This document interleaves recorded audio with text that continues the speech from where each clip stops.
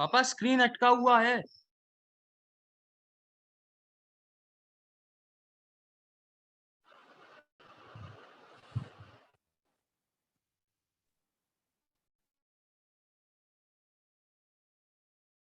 तो वैष्णवी आवाज रही है मेरी? हाँ सर आ रही है। दिल्ली में गलती से हॉस्ट बना दिया ना, हाँ सर। तो पार्टिसिपेंट पे जाओ और कुशाग्र को होस्ट बना दो। हाँ बना दिया उनने। हाँ बना। आपकी बन गया? वीडियो अटकी है। नहीं, वो होस्ट बन गए तुम? हाँ बन हाँ गए, सर बना रिकॉर्डिंग दिया। चालू है। अच्छा ठीक है।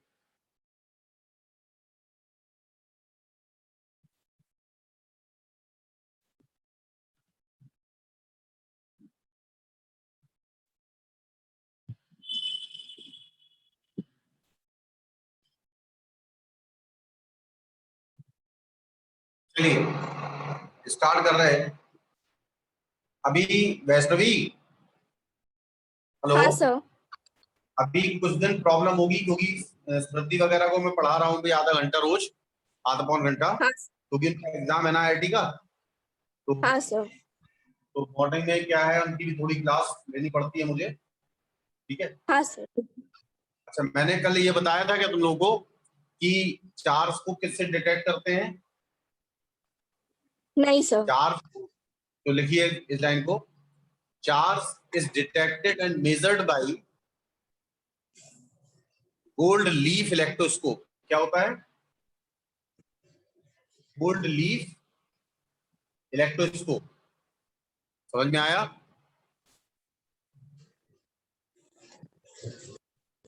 गोल्ड लीफ इलेक्ट्रोस्कोप से हम चार्ज को डिटेक्ट करते हैं और मेजर करते हैं। ठीक है। वैसे ये मैंडलीफ ने बनाया था। किसने बनाया था ये? मेंडलीव। मैंडलीफ। तो उसने क्या किया था कि एक मेटल का स्पेयर लिया, उस मेटल के स्पेयर के साथ, ये मेटल का वायर है और इसके साथ गोल्ड की 2 लीव्स हैं। ठीक है। और मेटल स्पेयर को पॉजिटिव चार्ज दिया, ये पॉजिटिव चार्ज नीचे तक ट्रांसफर होगा, ये भी पॉजिटिव हो जाएगा, और लीव्स के बीच में एक एक्सपेंशन हो जाएगा क्योंकि लीव्स के बीच में एक रिपल्सन फोर्स लगेगा। लगेगा। हाँ सर। अब मैं किसी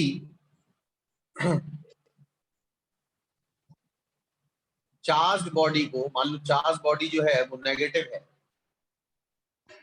चार्ज बॉडी क्या है? नेगेटिव है। नेगेटिव है। जब ये नेगेटिव को, इसको टच नहीं किया मैंने, इसके पास लाया मैं, जब इसके पास लाया तो ये वाले जो इसके पॉजिटिव चार्ज थे वो कम हो जाएंगे इंडक्शन से, यानी लेस पॉजिटिव बचेगा। बचेगा भी, पहले ज्यादा पॉजिटिव था ये, हाँ सर। क्योंकि ये वाला पॉजिटिव इसके कारण रिपल्सन फोर्स फील करेगा तो लेस पॉजिटिव बचेगा। और ये जो इसका पॉजिटिव चार्ज जो है, एक्स्ट्रा पॉजिटिव चार्ज, वो नीचे ट्रांसफर हो जाएगा, और नीचे ट्रांसफर होने पर ये लीव्स और ज्यादा एक्सपेंड हो जाएगी, यानी ज्यादा चार्ज पॉजिटिव यहाँ आ जाएगा। आ रहा है समझ में? हाँ सर। तो एक्सपेंशन इंक्रीज कर जाएगा। एक्सपेंशन क्या करेगा? इंक्रीज करेगा। तो आपको ये पता चल जाएगा ये वाली बॉडी जो आप लाए हैं ये नेगेटिवली चार्ज है। कैसी है चार्ज है ये? Negatively charge. और अगर हम इस पर, मान लो बॉडी पॉजिटिव चार्ज थी और टच कर दिया हमने बॉडी, क्या कर दिया बॉडी को? टच करते हैं। टच करने पर ये चार्ज अपना ट्रांसफर करेगी इसे, तो यहाँ पर भी ज्यादा चार्ज हो जाएगा हाँ सर। और कलेक्ट हो जाएगा यहाँ पर, क्योंकि अपना चार्ज शेयर करेगी ये। हाँ सर। और ये और ज्यादा चार्ज लीव्स पर भी आ जाएगा, यानी लीव्स फिर हाँ एक्सपेंड कर जाएंगे। तो अगर तुमने टच किया है बॉडी को तब भी लीव्स और ज्यादा एक्सपेंड हो जाएंगी, तब भी ये डिटेक्ट हो जाएगा। अब इसमें अगर इस तरह का एक्सपेंशन डाइवर्ट हो रहा है और दूर है बॉडी, तो ये कंफर्म होगा कि ये नेगेटिव चार्ज है। और अगर टच करने पर एक्सपेंड ज्यादा हुआ तो समझ जाएंगे जो बॉडी हम इसके पास लाए हैं वो पॉजिटिवली चार्ज है। कैसी है? Positively charge. अगर बॉडी को टच कर रहे हैं, अगर बॉडी को टच कर रहे हैं तो ये कंडक्शन के साथ है। क्या रहा था ये conduction.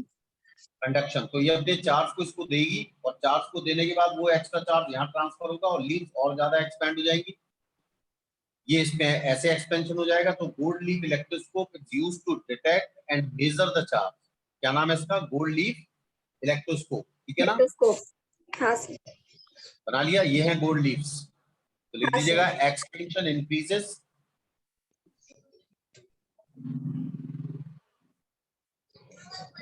when negatively charged body close near to the metal sphere. ये metal sphere लिखना, close to the but not touched, but not touched. और दूसरे केस में when the charged body is being in contact with the metal sphere, और suppose ये positive charge था, ये क्या था? Positive charge.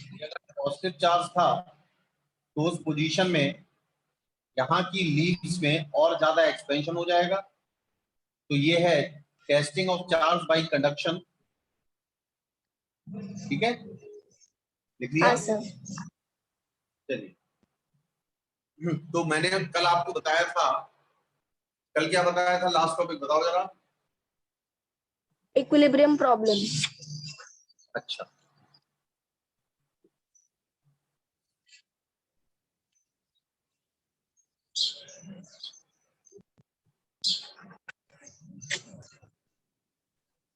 तो कुछ चीजें मैं लिखवाऊंगा आज, थोड़ा लिखना पड़ेगा, मैं समझाऊंगा पूरा। ठीक है, हाँ तो सर। लिखिएगा equilibrium of three charges particle, equilibrium of three charge particles, equilibrium of three charge particles under electrostatic force, under electrostatic force.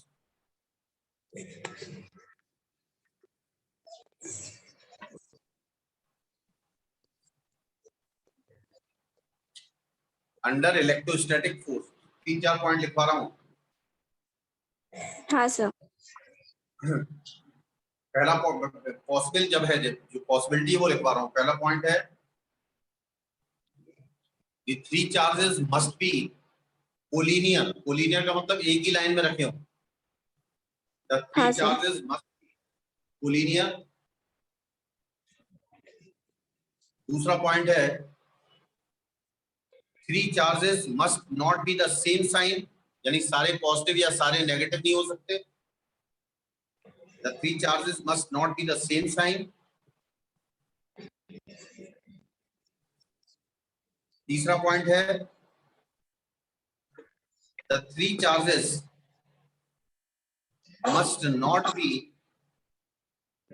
of same magnitude।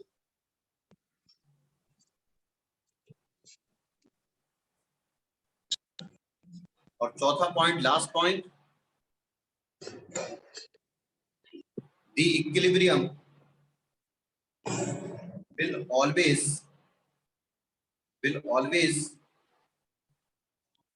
unstable in nature। समझ गया बात को? हाँ सर। ये 4 पॉइंट जो लिखवाए मैंने, ये तीनों चार्जेस एक ही लाइन में होने चाहिए। पहली चीज, तीनों चार्जेस सेम साइन के नहीं होने चाहिए, तीनों चार्जेस के सेम मैग्नीट्यूड नहीं होने चाहिए, और लास्ट वाला पॉइंट है इनकी इक्विलिब्रियम हमेशा अनस्टेबल होगी। क्या होगी? हमेशा अनस्टेबल होगी। अनस्टेबल। ठीक है, तो आप देखते हैं, इस पे क्वेश्चन कर लेंगे। ठीक है, हाँ सर। तो देखिएगा क्वेश्चन मैं बता रहा हूँ एक बार।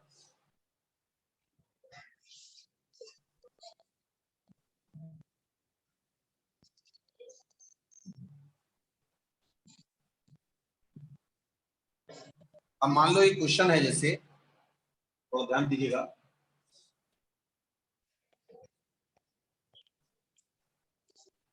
एक चार्ज है Q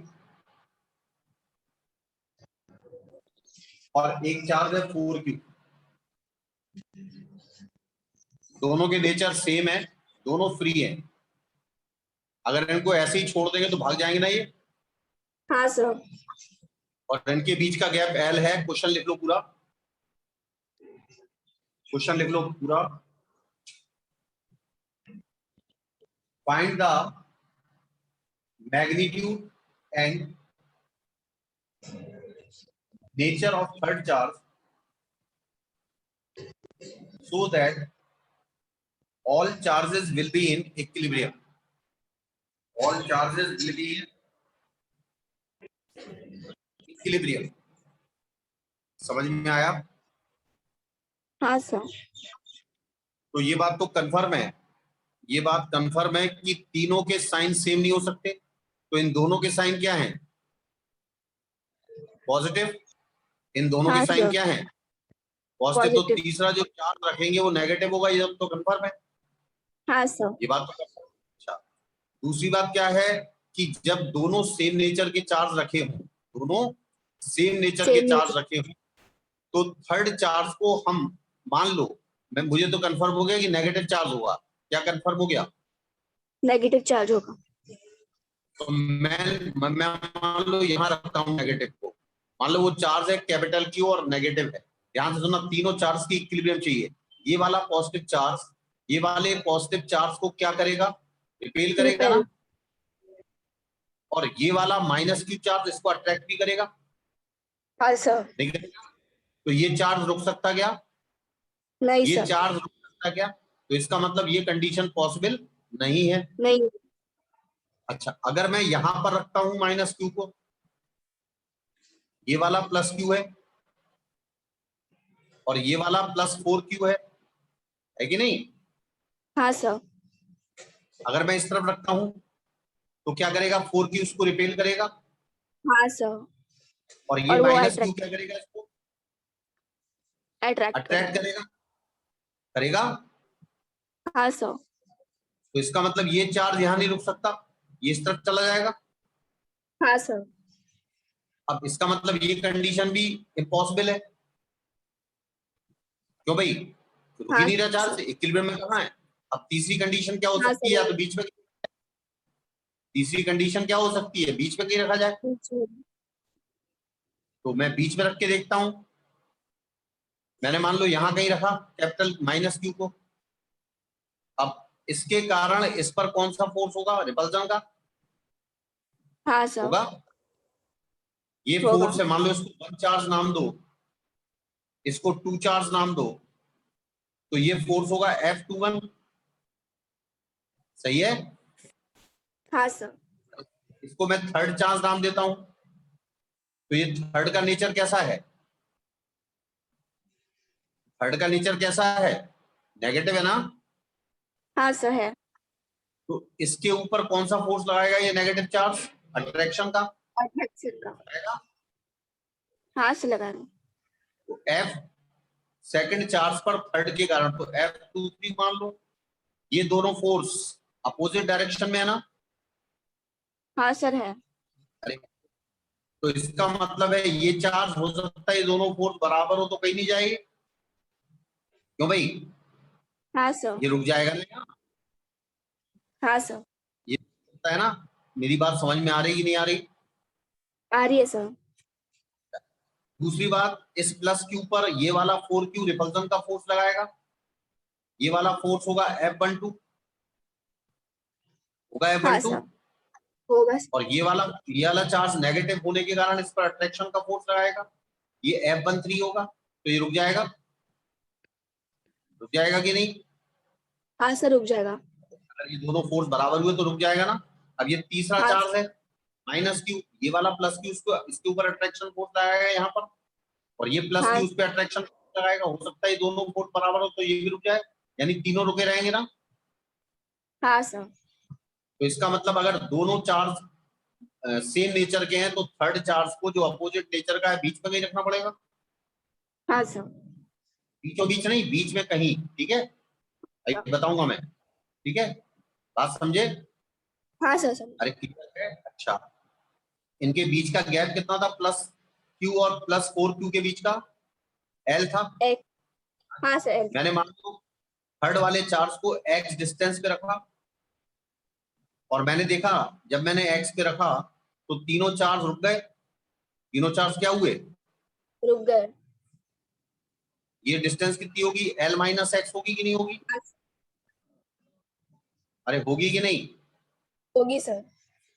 अगर मैं इसको यहां डिस्टर्ब कर दूं, अगर मैं इस वाले माइनस क्यू को यहां पर ले आया, मैं यहां ले आया, यहां पर, समझ गए, तो क्या इसका हाँ अट्रैक्शन फोर्स ज्यादा हो जाएगा, इसका हाँ अट्रैक्शन सर, फोर्स क्या होगा, तो ये ज्यादा हो जाएगा। इसी तरफ भाग जाएगा, ये इसी तरफ भाग जाएगा ना। हाँ सर।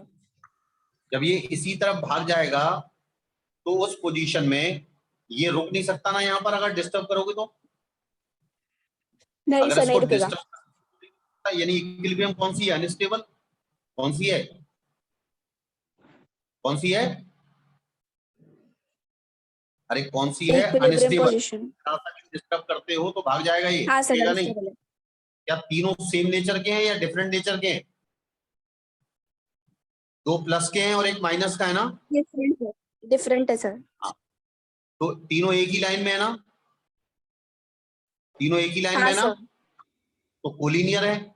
और इक्विलिब्रियम कौन सी है, अनस्टेबल, समझ गए, हाँ अरे सर। समझ गए कि नहीं। देखिएगा, हमें क्या क्या पता करना है, कहां पर चार्ज को रखें और कितना चार्ज रखें, समझ में आया, हाँ समझ सर। में आया कि नहीं, तो बताइएगा। जैसे मुझे पहले निकालना है एक्स, तो बताओ इस पर कितना फोर्स लग रहा है, इस पर, इसके कारण के Q1 Q2 यानी small Q into capital Q, समझ में आ रहा, Q1 हाँ सर। Q2 फॉर्मूला बार बार नहीं बताऊंगा मैं, अपॉन एक्स हाँ स्क्वायर, बोलो हाँ या ना। हाँ ये सर, होगा। दोनों के बीच में लगने वाला फोर्स है और इस पर इसके कारण और लग रहा है इधर फोर्स, ये हाँ कितना सर। है, K इंटू 4Q, क्योंकि ये चार्ज है 4Q ये वाला, और into capital Q, divide by कितनी डिस्टेंस है बीच की कितनी है, बोलो जल्दी, L minus x square. Square, समझ गए, के और क्यू, के और क्यू कैंसिल, समझ गए, सॉरी, हाँ हाँ सर। ये क्यू भी, ठीक है ना, क्लियर, हाँ अरे सर। क्लियर है।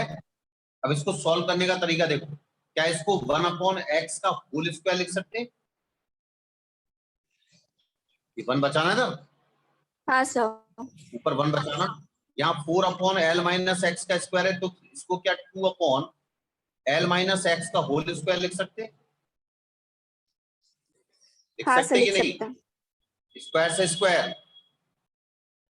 कैंसिल हो गया, हो गया कि नहीं। हाँ सर। अब इसका मल्टीप्लाई कर दो क्रॉस, क्या आएगा, L minus x equal to 2x, L sir लेकिन माइनस एक्स 4 कैसे आया? कैसे, 4 को मैंने 2 का स्क्वायर कर दिया ना, ओ हाँ सर, ठीक है।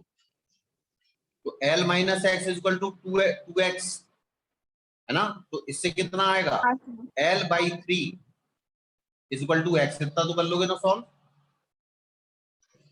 अरे कर लोगे कि नहीं। हाँ सर। अच्छा, दूसरे पॉइंट में हमें ये भी पता करना है कि कैपिटल Q का मैग्नीट्यूड कितना है, समझ गए, हाँ समझ गए, सर। तो इसके लिए हमें वो इक्वेशन बनानी पड़ेगी जिसमें कैपिटल Q कैंसिल ना हो, हाँ ठीक है, सर। तो उसके लिए हम किसी एक्सट्रीम चार्ज को लेंगे, जैसे इस पर कितने फोर्स लग रहे हैं, एक तो इसके कारण लग रहा है, ठीक है ना, एक तो इसके हाँ कारण सर। लग रहा है और एक इसके कारण लग रहा है, इन दोनों के बीच में कितना फोर्स लग रहा है, F12, कितना हाँ फोर्स है, सर। F12 में क्या F12। लिखेंगे बताओ, K, Q1 का मतलब Q, Q2 का मतलब 4Q, डिवाइड बाई बीच का गैप कितना है इसमें, इन दोनों के बीच का गैप कितना है, ये एल। L, तो अपॉन L स्क्वायर कर दो, इक्वल टू, ये फोर्स बैलेंस होगा इन दोनों के बीच में फोर्स में, होगा ना, हाँ तो ये इन दोनों के बीच में फोर्स कितना है, K, Q1 का मतलब स्मॉल q, Q2 का मतलब कैपिटल Q, यहाँ नेचर नहीं लिखेंगे अपन, ठीक है, बराबर कर रहे हैं फोर्स, अपॉन बीच का गैप कितना है, बीच का गैप कितना है x, तो x का स्क्वायर, और x कितना निकाला तुमने भी, L बाई 3 यानी L स्क्वायर बाई 9 हो जाएगा क्या, आ गया समझ में? हाँ सर। इस Q से Q कैंसिल, K से K कैंसिल, L स्क्वायर से L स्क्वायर कैंसिल, तो कैपिटल Q कितना आया? 4Q/9 कितना आया? 4Q/9। Q/9। और नेचर कैसा आया? नेचर कैसा है इसका? ऊपर का थोड़ा दिख नहीं रहा है। अच्छा, नेचर कैसा आया? 4Q/9 नेचर कैसा है? नेचर कैसा है? नेगेटिव। नेगेटिव। समझ गए ना? तो तीनों सेम नेचर के नहीं हो सकते। समझ गए? अब एक सवाल मैं दे रहा हूं, करके देखना।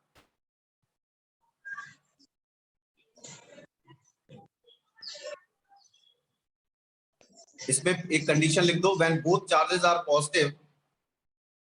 कंडीशन लिखो स्टार मार्क करके, when both charges are positive और same nature,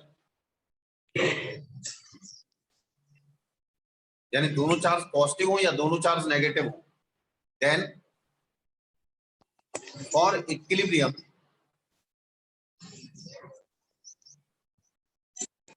of three charges,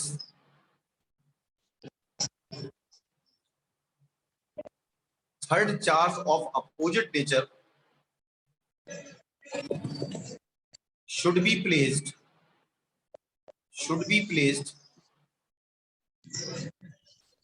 between the charges, यानी बीच में कहीं रखना पड़ेगा। सही है? हाँ सर। और दूसरा पॉइंट लिखो, if the two charges are of opposite nature, if two charges are of opposite nature, then third charge must be placed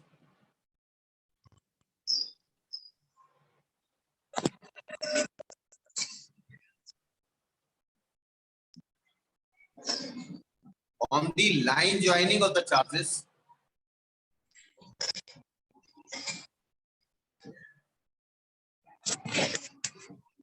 but outside the charges and close to less magnitude charge। अब देखो मैं समझाता हूं। अब यही question में change कर रहा हूं, ठीक है? हाँ सर। अभी जैसे सेम नेचर की बताया ना मैंने कि हाँ सर। Q था और Q था। अब मैं कहता आपसे कि एक चार्ज है -Q और एक चार्ज है +4Q। हाँ सर। अभी अपोजिट नेचर के हो गए। अब हमें पता करना है थर्ड चार्ज को कहां रखें। मैंने आपको बताया अगर अपोजिट नेचर के चार्ज हो तो हमें थर्ड चार्ज तो इसी लाइन पे रखना पड़ेगा, ये तो कंफर्म है, हाँ कोलिनियर सर। होने चाहिए। दूसरा है outside the line, outside the charge, यानी बाहर रखना पड़ेगा, और उस चार्ज के क्लोज रखना पड़ेगा जो कम मैग्नीट्यूड का है। अब ये 4Q का ज्यादा मैग्नीट्यूड है, Q का कम मैग्नीट्यूड है, Q कम वैल्यू का है, 4Q ज्यादा वैल्यू का है। क्यों भाई? हाँ सर। अच्छा, तो थर्ड चार्ज को यहां रखना पड़ेगा। और ये कंफर्म है कि थर्ड चार्ज का नेचर क्या होगा? ये इसका नेचर होगा या इसका नेचर होगा? बोलो। ये 4Q क्या करना चाहता है? -Q को अट्रैक्ट करना चाहता है ना, तो ये भी अट्रैक्ट करे तभी फोर्स, तभी बैलेंस हो पाएगा। यानी इसका नेचर वही होना चाहिए जो कम इसका नेचर वही होना चाहिए जो ज्यादा मैग्नीट्यूड के चार्ज का है। यानी इसका नेचर क्या होना चाहिए? क्या होना चाहिए इसका नेचर? ज्यादा मैग्नीट्यूड का नेचर क्या है? 4Q। ज्यादा मैग्नीट्यूड के चार्ज का नेचर क्या है? पॉजिटिव। तो इसका नेचर भी क्या होना चाहिए? पॉजिटिव। तभी तो इसको अट्रैक्ट कर पाएगा ये। हाँ सर। क्योंकि ये इसको अट्रैक्ट कर रहा है अपनी तरफ, तो उतना ही फोर्स ये जब ही लगा सकता है अपनी तरफ जब इसका नेचर इसके अपोजिट हो। तो इसमें क्या लिखोगे? थर्ड चार्ज होना चाहिए उसका नेचर बिगर चार्ज के नेचर के बराबर हो, यानी सेम हो, लेकिन क्लोज किसके हो? Less magnitude charge. हाँ। ये मान लिया मैंने x डिस्टेंस है, कितनी है? X. अब इन दोनों के बीच में कितना फोर्स काम करेगा? इन दोनों के बीच में कितना फोर्स काम करेगा? अब तुम्हें x निकालना है। क्या निकालना है तुम्हें? X. x निकालना है। तो बताइएगा कैसे निकालेंगे x? पहले इन दोनों के बीच का गैप कितना है? L. l plus x। हाँ सर, L plus X. अब ये बताओ, इसका नेचर और इसका नेचर सेम है ना? हाँ सर, सेम है. तो ये प्लस 4q इस प्लस 4 इस प्लस q में क्या रिपल्सन लगाएगा? हाँ सर. और इतना ही फोर्स अगर माइनस q वाला अट्रैक्शन का लगा दे तो क्या बैलेंस हो जाएगा ये? हाँ सर, हो जाएगा. तो मान लो मैंने कैपिटल Q लिया, क्या लिया इस चार्ज को? Capital Q. तो आपको ये पता करना है कैपिटल Q की वैल्यू क्या है। नेचर तो आपने पता कर लिया, हाँ सर. वैल्यू क्या है और कितनी डिस्टेंस पे इसको रखा जाए, वही क्वेश्चन जो पहले किया हमने। तो बताओ इन दोनों के बीच में फोर्स कितना है? K into Q into 4. Q into 4. 4Q और डिवाइड बाई कितना आएगा? L plus X square. का होल स्क्वायर हाँ सर. आएगा ना ये। और इन दोनों के बीच में फोर्स कितना आएगा? K कैपिटल Q स्मॉल हाँ q सर. अपॉन बीच का गैप x है तो अपॉन एक्स स्क्वायर। बोलो हाँ या ना? हाँ सर. ये सब कैंसिल हो जाएगा, हो जाएगा। हाँ तरीका वही है, सर. 4 को क्या 2 अपॉन l प्लस एक्स का स्क्वायर कर सकते हैं, इसको 1 अपॉन एक्स का स्क्वायर कर सकते हैं कि नहीं? कर सकते हैं सर. और स्क्वायर से स्क्वायर गायब कर सकते हैं क्या? हाँ सर, कर सकते हैं. तो मल्टीप्लाई कर सकते हैं 2x equal to l plus x, यानी क्या इससे x बराबर l आ गया। x बराबर कितना आ गया? L. l आ गया। अब हमें निकालना है q की वैल्यू क्या है। तो अब इसके लिए क्या करेंगे, किसी एक चार्ज को लेंगे तो इस पर इन दोनों के कारण जो फोर्स है, क्या वो इन दोनों के कारण फोर्स से बैलेंस हो रहा है? एक्स तो हम निकाल चुके, हाँ सर. तो क्या होगा भी फोर्स? के capital Q small Q upon x square होगा ना। तो एक्स हाँ स्क्वायर को सर. क्या एल स्क्वायर कर सकते हैं, क्योंकि एक्स की वैल्यू हमने कितनी निकाल ली है? L. एक्स की वैल्यू कितनी निकाल ली है यहाँ पर? L. एल। ये किसके बराबर होगा? इन दोनों के बीच में फोर्स कितना है, साइन नहीं लेते इसमें। कैपिटल क्यू इंटू 4Q, यानी 4Q स्क्वायर हो गया, ये हो गया। हाँ सर. और डिवाइड बाई बीच का गैप क्या एल है, तो अपॉन एल हाँ स्क्वायर हो सर. गया। के L square cancel, small Q से एक पावर कैंसिल, यानी कैपिटल क्यू इक्वल टू कितना आया? 4Q। कितना आया? 4Q. 4Q। और नेचर कैसा है? Positive. नेचर कैसा है? पॉजिटिव। समझ में आया कि नहीं आया? आया। हाँ सर. तो इसमें समझिए आप, अगर दो चार्ज डिफरेंट डिफरेंट नेचर के हैं तो थर्ड चार्ज का नेचर बड़े चार्ज के नेचर के सेम होना चाहिए, लेकिन वो किसके क्लोज रखना चाहिए? स्मॉल मैग्नीट्यूड चार्ज के। और चार्ज को कहाँ रखना चाहिए? दोनों चार्जेस को मिलाने वाली लाइन के बाहर, लेकिन लाइन पर। ठीक है, हाँ सर.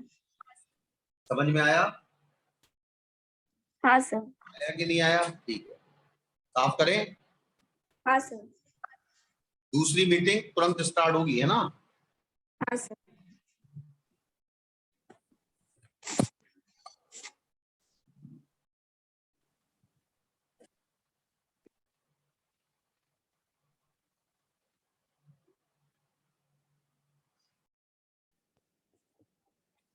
देखिए, अब है, अगर मान लो ये वाला चार्ज Q है और ये भी Q है। कल मैंने बताया था स्टेबल अनस्टेबल इक्विलिब्रियम, बताया था कि नहीं?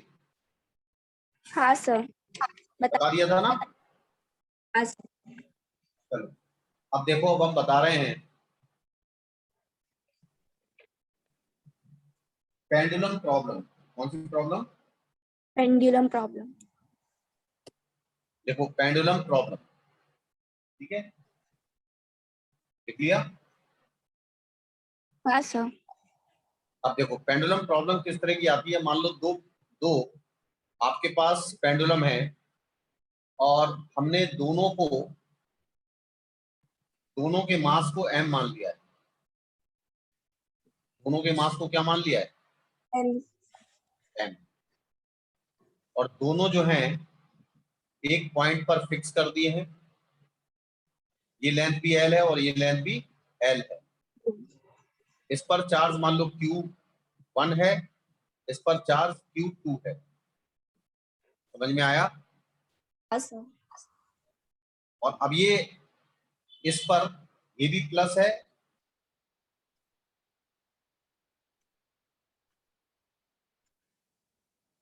पर एक फोर्स लगाएगा इलेक्ट्रोस्टैटिक रिपल्सन का, लगाएगा कि नहीं? हाँ से लगाएगा। और ध्यान रखना भले ही चार्ज डिफरेंट हो लेकिन इलेक्ट्रोस्टैटिक फोर्स दोनों पर बराबर लगता है। ये भी F होगा। समझ में आया? हाँ सर। आया कि नहीं? और अच्छा इसका वेट कितना काम करेगा? mg। एम। कितना काम करेगा? M mg। जी। और ये भी कितना काम करेगा? M G. अब ये बताओ इन दोनों पर बराबर फोर्स काम कर रहे हैं ना, F और mg। इस पर भी कितना? F और एम जी। mg कर रहे हैं ना। हाँ सर। लेकिन दोनों की लेंथ भी सेम है। इसका मतलब दोनों जो पेंडुलम है वो वर्टिकल से सेम एंगल बनाएंगे थीटा। क्या बनाएंगे? सेम एंगल बनाएंगे। ठीक है। अच्छा दोनों में टेंशन बराबर होंगे क्योंकि दोनों पर फोर्स बराबर है, दोनों की लेंथ बराबर है। क्लियर हुआ? हाँ सर। समझ में आया कि नहीं? आ गया सर। आ रहा है ना? अब बताओ, थोड़ा ध्यान दें। ये बताओ इनके बीच का गैप निकालना है मुझे। इनके बीच का गैप r मान लो। क्या मान लो? आर। और ये एंगल मैंने क्या माना है? थीटा। माना है, ध्यान रखना, निकालना है। थीटा कितना है ये निकालना है। दूरी में टेंशन निकालना है। दूरी में कितना टेंशन है, दो चीजें निकालनी है आपको। समझ गए? हाँ सर। ये बताओ r कैसे निकाला जाएगा? यहां से यहां तक, यहां से यहां तक क्या r का आधा है? हाँ सर है। ये लेंथ l है ना, हाँ सर है। और ये एंगल थीटा है ना। हाँ सर। मैं अलग बना रहा हूं। और यहां से यहां तक की लेंथ r की आधी है यानी r/2 है। ये कौन सा ट्राइंगल है? Right angle. कौन सा ट्राइंगल है ये? Right angle. इस राइट एंगल ट्राइंगल का ये परपेंडिकुलर है और ये हाइपोटेनियस है कि नहीं? हाँ सर है। तो साइन थीटा को तुम कितना लिख सकते हो? परपेंडिकुलर यानी r/2 अपॉन हाइपोटेनियस यानी कि l। बोलो हाँ या ना? हाँ सर। तो क्या इससे r निकल आएगा? r इज इक्वल टू क्या 12 साइन थीटा होगा? कौन सा होगा हाँ ये? सर। r इक्वल टू कितना होगा? 12 साइन थीटा। 12। अच्छा गौर से देखो, ये जो बॉल थी इस बॉल पर एक फोर्स mg लग रहा है यहाँ, और एक इलेक्ट्रोस्टैटिक फोर्स लग रहा है, और एक दूरी में टेंशन लग रहा है। तीन फोर्स लग रहे हैं ना। हाँ सर। और ये तीनों फोर्स का रिजल्टेंट 0 है क्योंकि रुकी हुई है ना बॉल। हाँ सर। तो ये बताओ क्या ये वाला एंगल थीटा होगा? Alternate angle. हाँ अगर सर ये होगा। थीटा है तो ये थीटा होगा। तो टी के दो कंपोनेंट होंगे, एक तो ये वाला, ये होगा टी साइन थीटा, है ना? हाँ सर होगा। होगा ये। और ये वाला क्या होगा? कॉस ये क्या होगा? Theta. TL cos theta. T cos theta. ये किसको बैलेंस करेगा? टी एम जी कॉस को। थीटा किसको बैलेंस करेगा? mg को एम। करेगा ना। और टी साइन थीटा किसको बैलेंस करेगा? फोर्स को। इलेक्ट्रोस्टैटिक फोर्स को। ये कौन सा फोर्स है? इलेक्ट्रोस्टैटिक फोर्स लिख लेना आप यहाँ। इलेक्ट्रोस्टैटिक फोर्स है। इलेक्ट्रिक फोर्स, इलेक्ट्रोस्टैटिक फोर्स लिख लिया। सही है ना? हाँ सर। अब ये बताओ ये फोर्स होगा कितना? F इक्वल टू कितना होगा? K Q1 Q2 Q1 Q2 upon R square होगा। हाँ सर होगा। अपॉन आर स्क्वायर, सही है ना? हाँ सर। सही है कि नहीं है? अब बताओ टी साइन थीटा क्या एफ के बराबर है? हाँ सर। बैलेंस कर रहा है ना ये। और टी कॉस थीटा किसके बराबर है? एम जी के। टी कॉस थीटा किसके बराबर है? mg के। अब इनको स्क्वायर करके जोड़ दो, इस 1 का स्क्वायर कर दो और 2 का स्क्वायर कर दो। अब जोड़ दो, 1 का स्क्वायर करो कितना आएगा? T square sine square theta, और हाँ ये सर। आएगा T square cos square theta, और टी स्क्वायर कॉमन ले लो तो sine square theta plus cos square theta 1 होता है। 1 होता है। तो T square equal to F square, यानी स्क्वायर कराना आपने, तो टी स्क्वायर बराबर कितना आएगा? टी स्क्वायर कॉमन लेने के बाद sign square theta plus cos square theta आया ना यहाँ, हाँ सर। तो 1 हो गया। तो यहाँ पर क्या बचेगा? एफ स्क्वायर, क्योंकि स्क्वायर करके जोड़ रहे थे, और प्लस एम जी का स्क्वायर। बोलो हाँ या ना? हाँ बोलो सर। आ रहा है?